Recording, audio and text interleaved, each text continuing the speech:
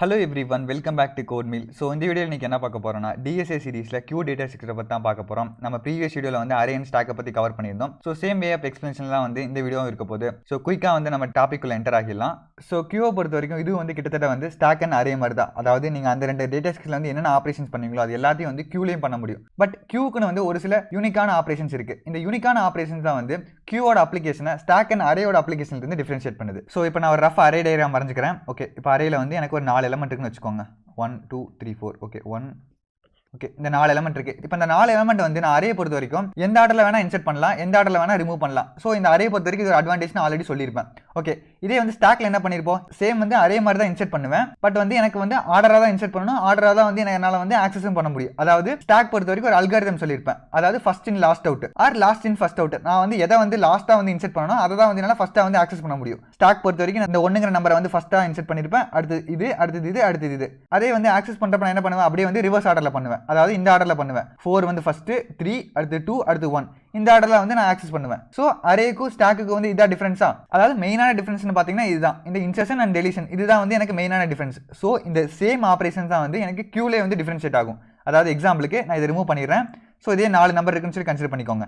இப்போ எனக்கு கியூவை பொறுத்த வரைக்கும் ஸ்டாக்ல வந்து நான் எப்படி இன்செர்ட் பண்ணுறனோ அதே மாதிரி தான் வந்து கியூவில் இன்செர்ட் பண்ணுவேன். இப்போ இந்த 1 நம்பர் வந்து ஃபர்ஸ்ட், அடுத்து 2, அடுத்து 3, அடுத்து 4 இந்த ஆர்டர்லாம் வந்து நான் இன்செர்ட் பண்ணுவேன். பட் ஆக்சஸ் பண்ணும்போது மட்டும் நான் அப்படியே வந்து ஸ்டாக்குக்கு ஆப்போசிட்டா நான் ஸ்டாக்ல என்ன பண்ணியிருப்பேன், லாஸ்ட்டாக இதை இன்செர்ட் பண்ணணும் அதை தான் வந்து ஆக்சஸ் பண்ணுவேன். பட் கியூவை பொறுத்த வரைக்கும் ஃபர்ஸ்ட்டாக இதை நான் இன்செர்ட் பண்ணுறோம் அதை தான் வந்து என்னால் ஃபர்ஸ்ட்டாக ஆக்சஸ் பண்ண முடியும். ஸோ கியூக்கான ப்ராக்டிகல் எக்ஸாம்பிள் என்ன பார்த்தீங்கன்னா, இப்போ நீங்கள் வந்து ஒரு ஏடிஎம் போகிறீங்க, ஏடிஎம் வந்து கூட்டமாக இருக்குது. இப்போ ஒரு 4 பேர் வந்து ஆல்ரெடி நின்றுட்டு இருக்காங்க. இப்போ நீங்கள் போன உடனே வந்து டேரெக்டாக வந்து உங்களால் பணம் எடுக்க முடியாது. அந்த 4 பேர் வந்து பணம் எடுத்து முடிச்சதுக்கப்புறம் தான் வந்து உங்களால் வந்து அதுக்கப்புறம் வந்து உங்கள் கார்டை யூஸ் பண்ணி பணம் எடுக்க முடியும். அதாவது கிட்டத்தட்ட வந்து ஃபர்ஸ்ட்டாக யார் போனாங்களோ அது அவங்க தான் வந்து ஃபர்ஸ்ட்டாக வந்து ஏடிஎம் வந்து ஆக்சஸ் பண்ண முடியும். நெக்ஸ்ட் யார் போகிறாங்களோ அவங்களுக்கு அப்புறம் வந்து அவங்க ஆக்சஸ் பண்ணலாம். ஸோ இந்த ஆர்டரில் வந்து நம்ம ஏடிஎம் வந்து ஆக்சஸ் பண்ணுவோமா, கிட்டத்தட்ட வந்து கியூ வந்து இந்த ஏடிஎம் மாதிரி தான். இந்த ஏடிஎம்ல வந்து நீங்கள் பணம் எடுக்க போகும்போது எனக்கு கூட்டமாக இருந்தால் எப்படி வந்து ஆக்சஸ் பண்ணுவீங்களோ அதே மாதிரி தான் எனக்கு கியூ வந்து இந்த இடத்துல வந்து ஒர்க் ஆகும். ஸோ கியூவை பொறுத்த வரைக்கும் இது வந்து ஒரு டிஃப்ரெண்டான அல்காரிதம் வந்து ஃபாலோ பண்ணுது. அதாவது ஸ்டாக் பொறுத்த வரைக்கும் என்ன பார்த்துருப்போம், இப்போ நான் ஸ்டாக் வந்து என்ன பண்ணியிருப்பேன், லாஸ்ட் இன் ஃபர்ஸ்ட் அவுட், அதாவது LIFO லிஃபோன்னு சொல்லி படிச்சிருப்போம்.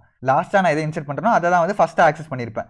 பட் கியூவை பொறுத்த வரைக்கும் இந்த அல்காரிதம் பார்த்தீங்கன்னா எனக்கு FIFO, அதாவது ஃபர்ஸ்ட்டாக நான் எதை இன்செர்ட் பண்ணுறனோ அதை தான் வந்து என்னால் ஃபர்ஸ்ட்டாக ஆக்சஸ் பண்ண முடியும். இந்த ஏடிஎம் மாதிரி தான், ஏடிஎம்க்கு வந்து யார் ஃபர்ஸ்ட்டாக போகிறீங்களோ அவங்க தான் வந்து ஃபர்ஸ்ட்டாக ஐடிஎம் வந்து ஆக்சஸ் பண்ண முடியும். ஸோ அதுதான் வந்து இந்த கியூவும். ஸோ இதுதான் வந்து கியூ அண்ட் ஸ்டாக்கு வந்து உள்ள மெயினான டிஃபரன்ஸ். சரியா, மற்றபடி வந்து கியூ வந்து கிட்டத்தட்ட வந்து ஸ்டாக் அண்ட் அரே மாதிரி தான். அதாவது நம்ம வந்து அரே வந்து லீனியர் டேட்டா ஸ்ட்ரக்சர்னு சொல்லி படிச்சிருப்போம். லீனியர்னா ஒன்றும் இல்லை, ஆர்டராக இருக்கும். அதாவது ஒரு நம்பருக்கு அப்புறம் ஒரு நம்பர் ஆர்டராக இருந்தால் அதுக்கு பேர் தான் வந்து லீனியர்னு சொல்லுவாங்க. ஸோ கியூ வந்து இது ஒரு லீனியர் டேட்டா ஸ்ட்ரக்சர் தான். ஸோ அதே மாதிரி கியூவோட ஆப்ரேஷன் பார்த்தீங்கன்னா அதுவும் வந்து கிட்டத்தட்ட வந்து ஸ்டாக் அண்ட் அரே மாதிரி தான் இருக்கும். அதாவது நம்ம ஸ்டாக் அண்ட் அரேல என்னென்ன பண்ணியிருப்போம், ஃபர்ஸ்ட் வந்து இன்சர்ஷன். Okay, insertion. நெக்ஸ்ட் வந்து டெலிஷன்.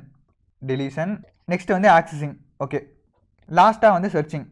இப்போ இந்த 4 ஆப்ரேஷன் தான் வந்து நம்ம அரேயை பொறுத்த வரைக்கும் பார்த்துருப்போம். இப்போ இந்த இடத்துல பார்த்தீங்கன்னா இந்த ஆக்சஸ் அண்ட் டெலிஷன் இது ரெண்டும் பார்த்தீங்கன்னா அரேயை பொறுத்த வரைக்கும் எனக்கு டைம் அண்ட் ஸ்பேஸ் காம்ப்ளெக்சிட்டி வந்து டிஃபரன்ஷியேட் ஆகும். ஸோ அதனால வந்து இது ரெண்டுக்கும் வந்து தனித்தனி ஆப்ரேஷன் வந்து நம்ம கன்சிடர் பண்ணியிருப்போம். பட் இங்கே பார்த்தீங்கன்னா எனக்கு டெலிஷனும் வந்து எனக்கு ஒரு இடத்துல தான் பண்ண முடியாது, ஒரு எண்டில் தான் பண்ண முடியும். அதே மாதிரி ஆக்சஸிங் வந்து என்னால் ஒரு எண்டில் தான் பண்ண முடியும், அதாவது ஸ்டாக் அண்ட் கியூவை பொறுத்த வரைக்கும். ஸோ இந்த 2 ஆப்ரேஷன் வந்து தனித்தனியாக கன்சிடர் பண்ணாமல் நான் ஒரே ஆப்ரேஷன் வந்து கன்சிடர் பண்ணிக்கிறேன். ஓகேவா, ஸோ நான் இதை ரிமூவ் பண்ணிடுறேன், டெலிஷன் மட்டும் வச்சுக்கிறேன். நெக்ஸ்ட் வந்து சர்ச்சிங் பார்த்தீங்கன்னா எனக்கு வந்து அரே மாதிரி வந்து நான் வந்து ஒவ்வொரு எலமெண்டாலாம் வந்து சர்ச் பண்ண முடியாது, ஒவ்வொரு எலமெண்டா வந்து ரிமூவ் பண்ணி தான் சர்ச் பண்ண முடியும். ஸோ இந்த சர்ச்சிங் ஆப்ரேஷன் வந்து மேக்ஸிமம் வந்து நம்ம கியூ அண்ட் ஸ்டாக் பொறுத்த வரைக்கும் நம்ம யூஸ் பண்ண மாட்டோம். ஸோ வந்து இந்த சர்ச்சிங் வந்து நம்ம கம்ப்ளீட்டா அவாய்ட் பண்ணிடலாம். ஓகே, நான் இது ரிமூவ் பண்ணிடுறேன். சோ இந்த 2 ஆபரேஷன் தான் வந்து கியூக்கு வந்து மெயினான ஆபரேஷன். இந்த 2 தவிர மீதி என்ன ஆபரேஷன் இருக்குன்னு பாத்தீங்கன்னா, ஒன்னு வந்து ஃப்ரண்ட், நெக்ஸ்ட் வந்து இஸ் எம்டி.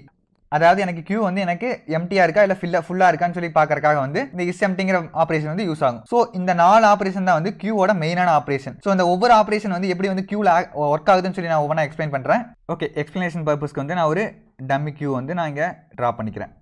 ஸோ இது வந்து ஒரு எம்டி கியூ. இப்போ இந்த எம்டி கியூவில் வந்து நான் ஃபஸ்ட்டு வந்து இன்சர்ட் ஆப்ரேஷன் வந்து பண்ண போகிறேன். ஓகே, ஃபஸ்ட்டு வந்து நமக்கு இன்சர்ஷன்.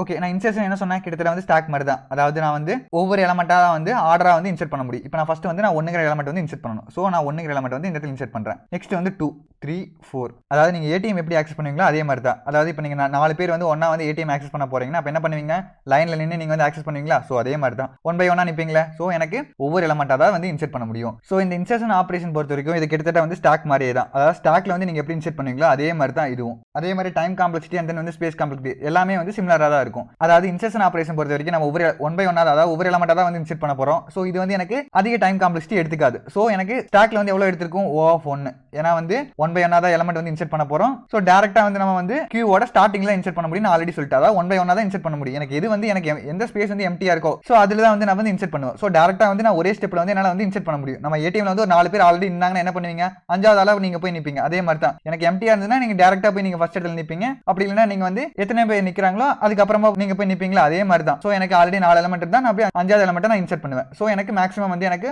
O of 1ங்கற டைம் காம்ப்ளெக்ஸ்ல இந்த இன்சர்ஷன் ஆபரேஷன் முடிஞ்சிரும். சோ நெக்ஸ்ட் வந்து டெலிஷன் பொறுத்த வரைக்கும் இது வந்து கிட்டத்தட்ட எனக்கு ஸ்டாக் மாதிரி தான். ஸ்டாக்ல வந்து என்ன பண்ணுவீங்க?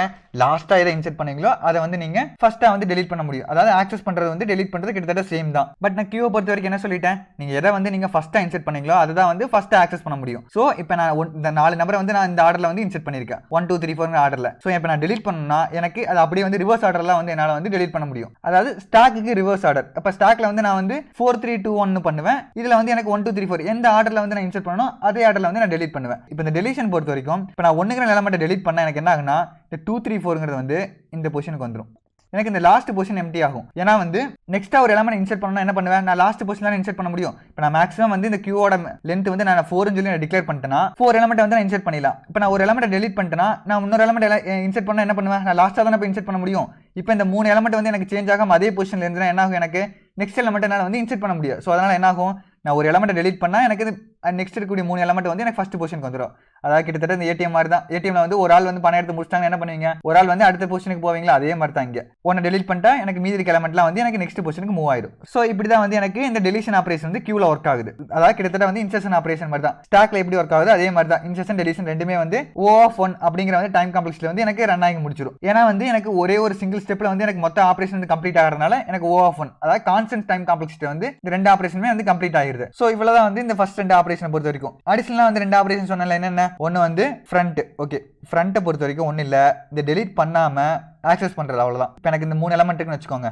இப்போ எனக்கு கியூல இருந்து ஒரு எலிமெண்ட் ஆக்சஸ் பண்ணணும். ஆக்சஸ் பண்ணாம என்ன சொல்லிட்டேன்? எதை வந்து ஃபர்ஸ்டா இன்சர்ட் பண்ணீங்களோ அதுதான் வந்து ஃபர்ஸ்ட் ஆக்சஸ் பண்ண முடியும். அதாவது ஸ்டார்டிங்லேயே எனக்கு ஃப்ரண்ட் எண்டில் வந்து எனக்கு என்ன எலமெண்ட் இருக்கோ அதை தான் வந்து உங்களால் ஆக்சஸ் பண்ண முடியும். ஸோ என் ஃப்ரண்ட் எண்டில் என்ன இருக்குது? எனக்கு இந்த 2ங்கிற எலமெண்ட் தான் இருக்குது. ஸோ உங்களால் 2 தான் வந்து ஆக்சஸ் பண்ண முடியும்.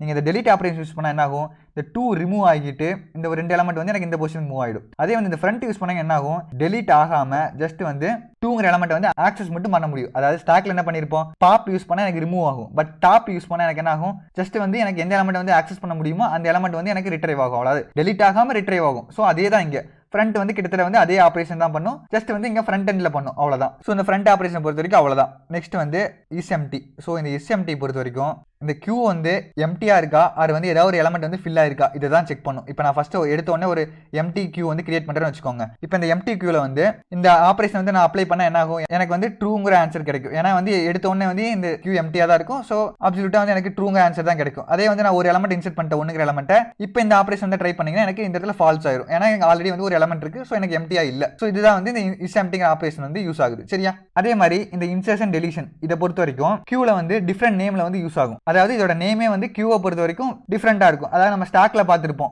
புஷ் பாப்னு சொல்லிட்டு. புஷ் பண்றதா இன்சர்ட் பண்றது, பாப்னா வந்து டெலீட் பண்றேன்னு சொன்னா அதே மாதிரி தான் இங்க இன்சர்ஷன்னா வந்து என்கியூ, அதாவது என்கியூ.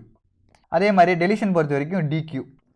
ஆப்ரேஷன்ஸ் வைஸ் வந்து ரெண்டுமே சேம் தான். பட் நேம் வைஸ், அதாவது எனக்கு ஒவ்வொரு டேட்டா ஸ்ட்ரக்சருக்கும் எனக்கு டிஃப்ரெண்ட் யூனிக்கான நேம் வந்து யூஸ் பண்ணியிருக்காங்க, அவ்வளோதான். அப்போ தான் வந்து எனக்கு ஆப்ரேஷனோட நேமை வச்சு எனக்கு எந்த டேட்டா ஸ்ட்ரக்சரில் வந்து நான் அப்ளை பண்ணுறேன்னு சொல்லி ஈஸியாக வந்து ஐடென்டிஃபை பண்ண முடியும். ஸோ அதனால் வந்து எனக்கு அப்படி ஒரு நேம் வந்து எனக்கு மெயின்டைன் பண்ணியிருக்காங்க. சரியா? ஸோ இன்சர்ஷன்னா வந்து என்கியூ, டெலிஷன்னா வந்து டிகியூ. ஸோ இதுதான் வந்து எனக்கு கியூவில் யூஸ் ஆகக்கூடிய ஆப்ரேஷன்ஸ். அதே மாதிரி எனக்கு டைம் காம்ப்ளெக்சிட்டி பார்த்தீங்கன்னா இந்த ஆப்ரேஷன், இந்த 4 ஆப்ரேஷன் எல்லாத்துக்குமே வந்து எனக்கு டைம் காம்ப்ளெக்சிட்டி பொறுத்த வரைக்கும் எனக்கு O of 1 தான். எனக்கு எல்லாத்தையும் வந்து எனக்கு ஒரே ஸ்டெப்பில் வந்து கம்ப்ளீட் பண்ண முடியும். ஸோ அதனால் வந்து எல்லா ஆப்ரேஷனுக்கு வந்து O of 1, அதாவது கான்ஸ்டன்ட் டைம் காம்ப்ளெக்சிட்டி வந்து என்னால் கம்ப்ளீட் பண்ண முடியும். அதே வந்து எனக்கு ஸ்பேஸ் காம்ப்ளெக்சிட்டி பொறுத்த வரைக்கும் ஸ்பேஸ் காம்ப்ளெக்சிட்டி வந்து ஆப்ரேஷனுக்கு வந்து நம்மளால டிசைட் பண்ண முடியாது. ஏன்னா வந்து அந்த ஆப்ரேஷன் வந்து எந்த ஸ்பேஸ், அதாவது எவ்வளவு ஸ்பேஸ் உள்ள கியூல வந்து அப்ளை பண்றீங்க அதை டிபெண்ட் பண்ணி தான் இருக்கு. இந்த இடத்துல வந்து எனக்கு 4 எலிமெண்ட் இருந்ததுன்னா ஸ்பேஸ் காம்ப்ளெக்சிட்டி வந்து O of 4, அதாவது எனக்கு அது கியூவோட லென்த்தை பொறுத்து வேரி ஆகும். ஸோ நம்ம அதை வந்து காமனா வந்து O of n ன்னு சொல்லுவோமா. ஸோ எனக்கு ஸ்பேஸ் காம்ப்ளெக்சிட்டி பொறுத்த வரைக்கும் O of n, எனக்கு அதாவது லீனியர் ஸ்பேஸ் காம்ப்ளெக்சிட்டி, அவ்வளவுதான். ஸோ இதுதான் வந்து மெயினா வந்து கியூல யூஸ் பண்ணக்கூடிய ஆப்ரேஷன்ஸ், அதோட டைம் காம்ப்ளெக்சிட்டி, அந்த அது எப்படி வந்து கியூல அப்ளை பண்றது, இது எல்லாமே வந்து இவ்வளவுதான். சரியா?